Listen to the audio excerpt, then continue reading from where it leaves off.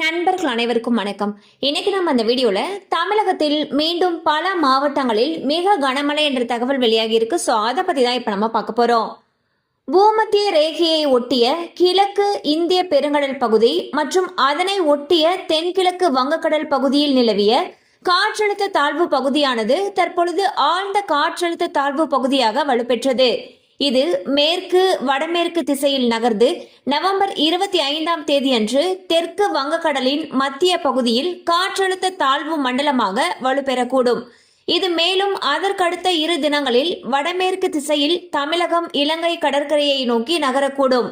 இதன் காரணமாக நவம்பர் 25 அன்று கடலோர தமிழகத்தில் அநேக இடங்களிலும் உள் தமிழகத்தில் ஒரு சில இடங்களிலும் புதுவை மற்றும் காரைக்கால் பகுதிகளிலும் இடிமின்னலுடன் கூடிய லேசானது முதல் மிதமான மழை பெய்யக்கூடும்.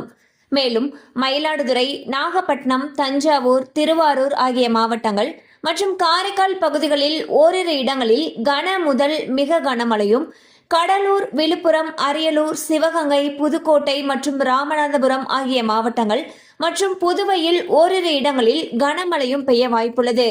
மேலும் நவம்பர் 26 அன்று தமிழகத்தில் அநேக இடங்களிலும் புதுவை மற்றும் காரைக்கால் பகுதிகளிலும் இடி மின்னலுடன் கூடிய லேசானது முதல் மிதமான மழை பெய்யக்கூடும்.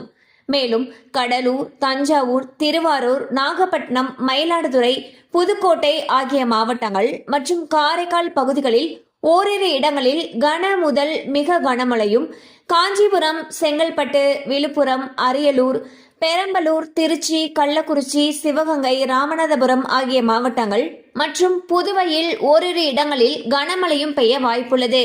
சோ பாத்தீங்கன்னா ஒரு புதிய காற்றழுத்த தாழ்வு பகுதி காரணமாக தமிழகத்தில் அடுத்த 2 நாட்களுக்கு பல மாவட்டங்கள்ல கனமழைக்கு வாய்ப்பிருப்பதாக வானிலை ஆய்வு மையம் அறிவிச்சிருக்காங்க. சோ கனமழை அதிகமாக பெய்யக்கூடிய பகுதிகளில் பள்ளி கல்லூரிகளுக்கு விடுமுறை விடப்படலாம் எனவும் எதிர்பார்க்கப்படுகிறது. கண்டிப்பா இந்த அப்டேட் உங்களுக்கு பயனுள்ளதா இருந்திருக்கும் நம்புறோம். மேலும் இது போல அப்டேட்ஸ் உங்களோட ரீச் ஆகணும்னு நினைச்சீங்கன்னா நம்ம சேனலோட தொடர்ந்து இணைந்திருங்கள். தேங்க்யூ ஃபார் வாட்சிங்.